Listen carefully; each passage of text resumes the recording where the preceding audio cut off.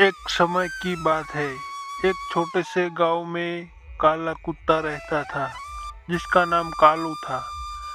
कालू बहुत समझदार, ईमानदार और बहादुर था, लेकिन उसकी काली चमड़ी के कारण गांव के बच्चे उसे भूत कुत्ता कहकर चिढ़ाते थे।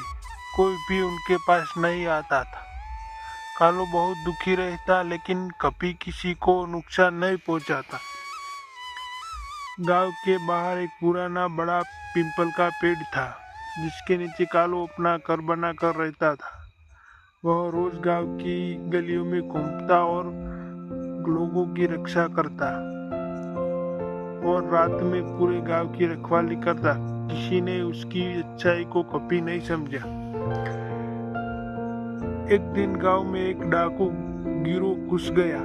उन्हें सोचा कि रात में सब गांव वाले सो गए, आज गांव को लूट लेता हूँ, क्योंकि वहाँ रखवाली कोई नहीं करता। लेकिन उन्हें नहीं पता था वहाँ कालू नाम का कुत्ता रखवाली करता है। रात के अंधेरे में सब सो रहे थे। डाकू धीरे धीरे गांव में घुस आए। वे घरों के पास दरवाजा तोड़ने लगे।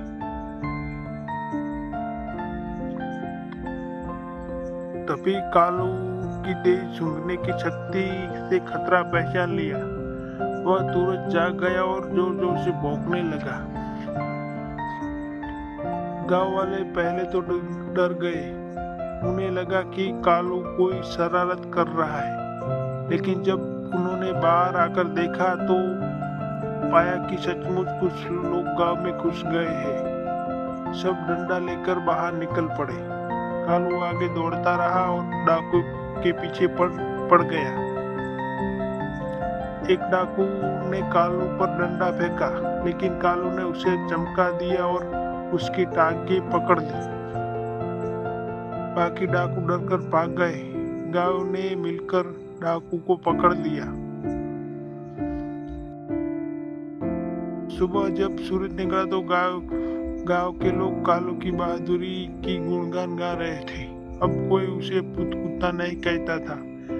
सब लोग हमारा कालू असली हीरो है ऐसा कहते हैं। गांव के सरपंच ने कालू को गांव का रखवाला कुत्ता घोषित कर दिया। उसे रोज दूध और रोटी देने लगे। बच्चे भी उसके साथ खेलने लगे। कालू खुश था। अब उसे प्यार देने लगे, लेकिन उसने कभी घमंड नहीं किया। वह पहले ही तरह सबकी रक्षा करता रहा। कुछ महीनों के बाद एक बड़ा मेला लगा। सब लोग खुशी खुशी मेला देखने गए। तभी जंगल में आग लग गई। हवा के झोंकों से वह आग गांव की तरफ बढ़ने लगी। लोग डर गए, अब क्या होगा। लेकिन कालू ने फिर अपनी बहादुरी दिखाई। वह सीधे तालाब की ओर भागा और मुंह में गीले और पानी की बाल्टी पकड़ पकड़ के आग में झोंकने लगा। बच्चे और बड़े उसकी मदद करने लगे। सबने मिलकर आग बुझा दी।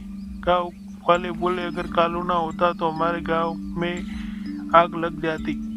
उस दिन से कालू की मूर्ति बनाई गई और उसकी पूजा करने लगे।